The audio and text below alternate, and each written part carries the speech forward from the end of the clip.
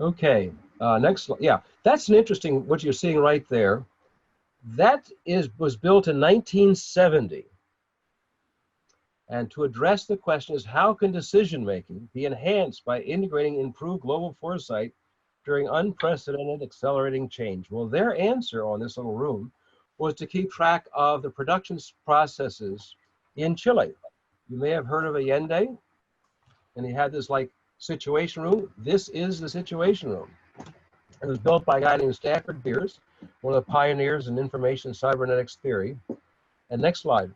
And in this room, they had the connection of various main productions around the country, and then into the computer, and they could see to try to match up supply and demand to help the whole country evolve. So you'd have forecasting and decision making integrated in the room. Then when there was a coup, there was a change of government, Stafford Beers told me that they had guards stationed in front of the room, and they did, because the people coming in had no idea what it was. And they eventually took it apart. And I said, oh, no, I could have used that desk myself. See, each of those chairs were computer terminals. On the right side, if you're sitting down there, those were buttons. The theory was that if a decision maker can have fewer in-between and middlemen between data and decision, you're going to make better decisions. So the people sitting in those chairs could actually say, give me a pie chart of this, match up this data with this, match up this with, so you could actually sit here and you're going to work. So most people think about these rooms as getting a briefing from some hotshot analyst, right? And they're saying, no, no, no, no hotshot analyst. We all sit around the table and we do the calculations ourselves and use our chairs as computer terminals. We don't have this today. This is 50 years, almost 50 years ago. Next slide. So we know that decisions make a difference between success and failure, and decisions are based upon theoretically the consequences of things, but we don't always try to forecast. We just sort of make decisions as we go along without knowing the potential of consequences. The freedom of choice is an illusion. An example, if you're in a room and there's two doors and you don't, and they say, well, which door do you want to go through? Well, you say, well, what's behind the doors?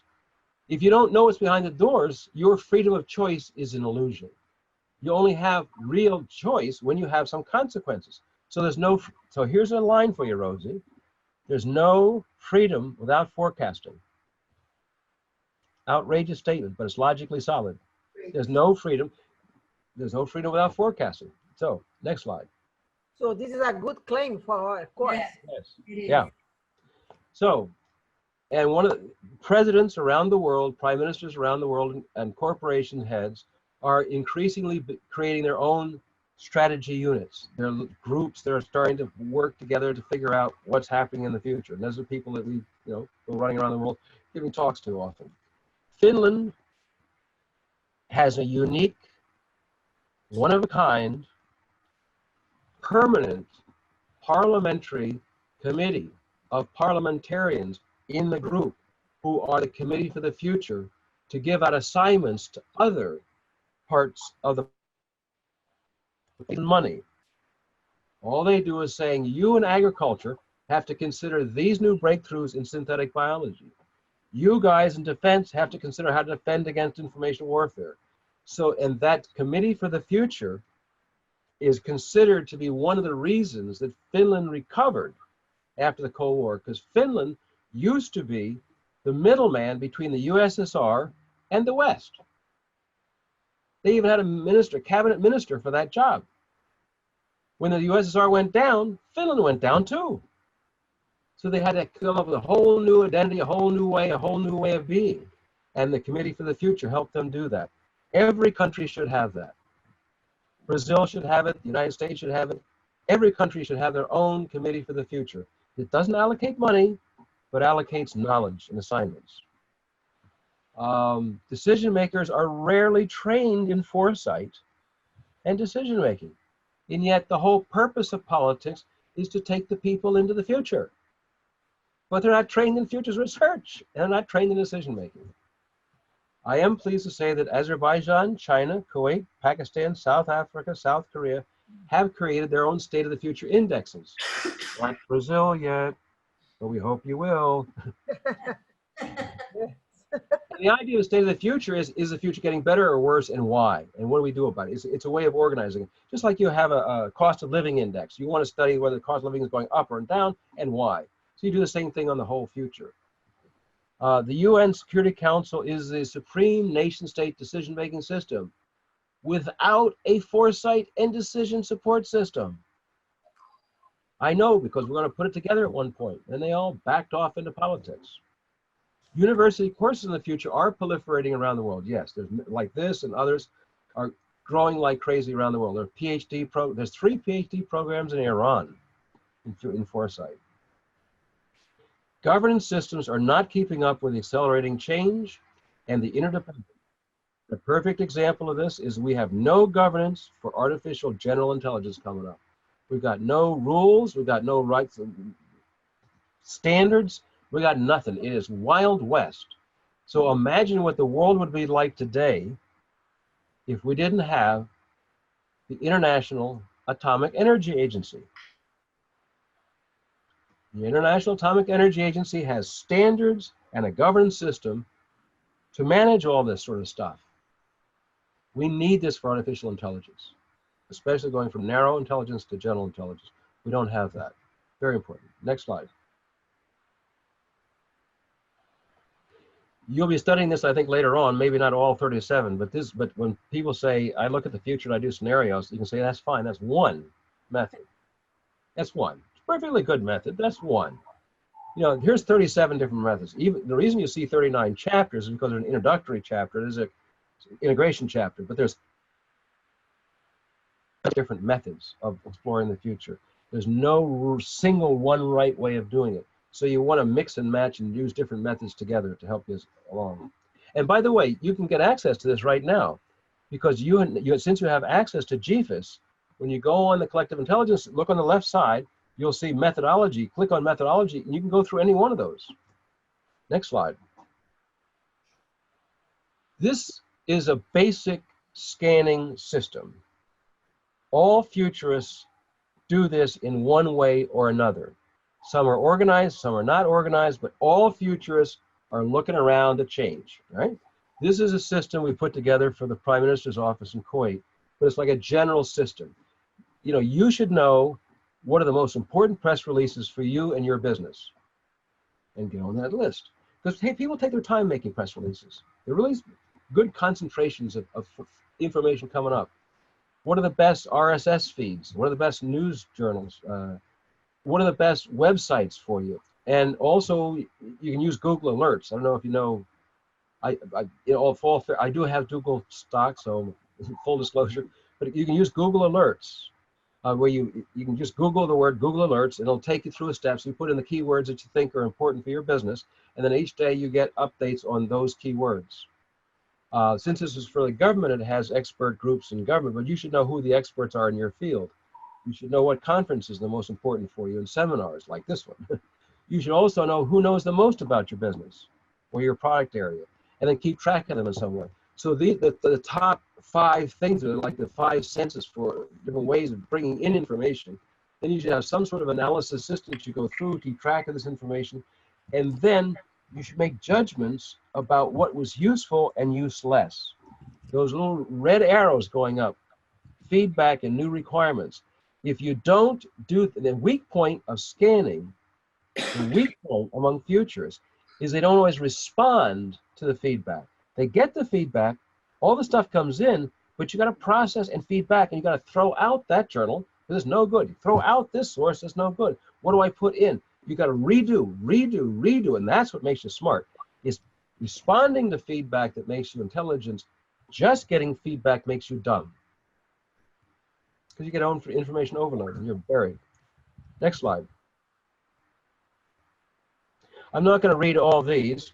This slide and the next slide, what these are, is we did a study to find out when futures research and decision making worked and when it didn't. So this ended up with a set of, what's on the next slide is, I think it's let's see, come back here. Yeah, 26 different, yeah, it's 26 different actions. You can't do all of these, and I'm not suggesting you try, but look through it before you do an exercise. Look through this and see which of these things can I do, and some of them I say, oh, I never thought about that one. I never thought about that one. So the more of these you use in your activity, the more likely your forecast and futures work and decision making will be connected. Next slide. This gets at a little bit a previous question. Increasingly, our decisions are made by artificial intelligence. And that trend is accelerating. So the issue then is, what are the algorithms, the basis of decision making? We're going to have auditors, people to audit the ethics of these algorithms.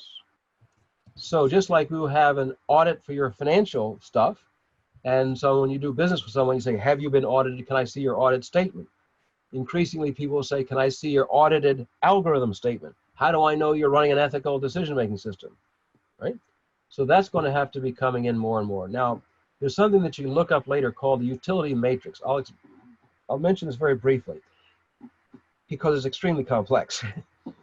But a utility matrix is basically the criteria for decision-making in artificial intelligence. The idea is, for example, if you're doing an algorithm for a driverless car, and the car's going down the highway, and some catastrophic thing has occurred, the driverless car has to make a decision to turn left or to turn right. If it turns left, it sees that there are 2 young children. And to the right, it sees 15 old people. If the utility matrix had the criteria saying, if it's a choice between old people or young people, the old people get killed first. But what happens if it's 2 young people and 20 old people? What does it do? Does it recalculate? So I just bring this up as a little tiny simple example of the complexities involved in this stuff. And it's going to be very, very, very hard to anticipate every possible future in these decision-making systems. So I just point this out as something to be aware of. Next slide. So some simple implications for business here. Know the lead indicators of your business versus lagging indicators. An example, temperature in the earth warming up is a lagging indicator. CO2 is a leading indicator. More CO2, the more the warming will occur. Know the difference in your business between a leading indicator and a lagging indicator so that you can anticipate better, and then if you're lagging, double check that your anticipation was correct. Create your own scanning or collective intelligence system. It doesn't have to be as fancy as I just showed you, but you ought to have some way to know how you should know what's coming up, and some system that you should make. You might even create your own state of the future of your business. It doesn't have to be fancy, it doesn't have to be like the book that was shown in the beginning of the class, but what is the state of your business future? So that you're always forcing yourself to think better about these things. Also, participate in informal, long-term strategy networks to share and learn best practices. There's always clubs, there's always people to hang out with. Rose's got people that you meet with. Find these networks and hang out. You just learn a lot this way. Use the Global Futures Information System to stimulate your own thinking. A lot of the stuff may not relate to you, but by going through it, it's stimulating your thinking. Oh, I never thought about this for my own situation.